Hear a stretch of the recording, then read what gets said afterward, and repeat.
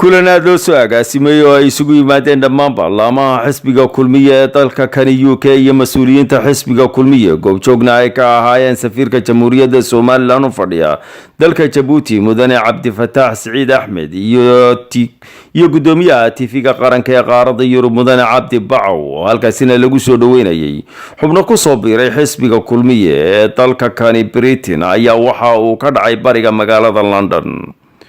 kulankaas oo ay dhammaan mas'uuliyiinta halkaasi ka hadashay ay si mug iyo miisaan leh uga hadleen arrimaha siyaasadda iyo isbeddelka ayaa dadkii halkaasi ka hadlay hadaladoodii waxaa ka mid ahaa sida tan qiimaha iyo qaayaha leh waa kulan ballaaran runtii ujeedooyin dhowr runtii koobsanaya markii hore waxaan jecelahay anoo ku hadlayo maxaan ku idhaahdaaye qabanqaabayaashii xawladda tan inaan idin mahad celiyo kasoo qaybgalkaad kasoo qayb gasheen meelaha fogfog ee ka timaadeen aad iyo aad ba masantihiin. bismillaahi raxmaani raxiim alxamdulilaahi rabbil caalamiin binastaciin calaa amri dunya wadiin sala allahu calaa nabiyina maxamed wacala aalihi wasaxbihi wasalam. caawa halkan aynu isugu nimi inaynu soo dhoweyno xubno ka soo diga rogtay xisbiga wadani oo uu hogaaminayo cabdikariim cabdixakiin maxamed cadaani oo wada garanaysaan wariye ah journalista maxay siyaasiya cabdi soo dhawow cadaani saaxiibkii aad baan kusoo dhaweynayna kusoo dhawow xisbiga kulmiye meeshan East London waxaanu idiin sheegaynaa horta mar walba waa goob lagu yaqaano in ay gudoomiyaha xisbiga ay iyadu wado dhista muusana wuxuu ku gamayaa muuse waxaan ku leenahay gudoomiyaha halkan laga wado ee ay baashu ka socotaa waa East London uu dhaafay marka waxaan soo dhaweynayaa oo rabaa inaan ka faa'iideysano waqtiga dhalinyarada ku soo biirtay laanta East London wadankeenu intii xisbiga kulmiye uu ka talinayay wuxuu gaaray level kale oo haday tahay siyaasadda arrimaha dibadda iyo haday tahay dhaqaalaha iyo dalkaba waxaan aad u soo dhaweynayaa walaalkay Siciid Xaaji Xasan oo leeyahay xalfadan aad ugu mahadsan tahay ama qaabashay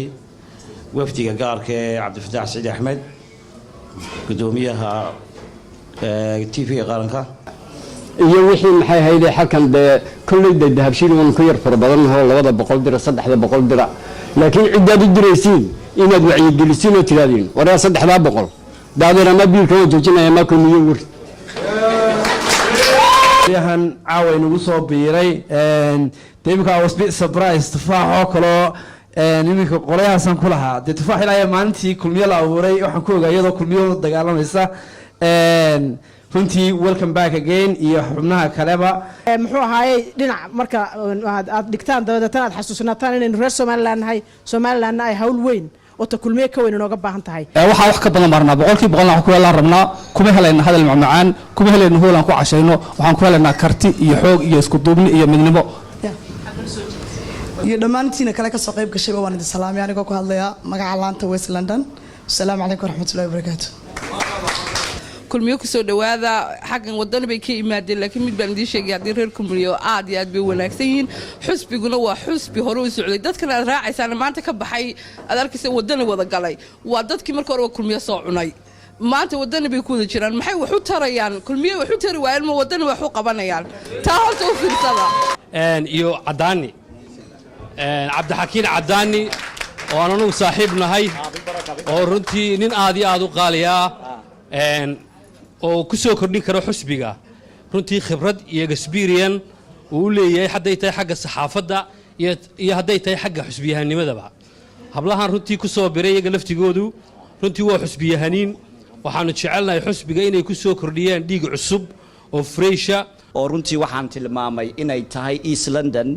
hawlaha socda ee had iyo jeer dhaqdhaqaaqyada socda ee ka socda dalkii kaalin wax ku oola oo muuqata ayay mar walba ku leedahay Sabiix Cabdi madaxweynaha future-ka aqoonta aanu leeyahay waa nin dhowrsoon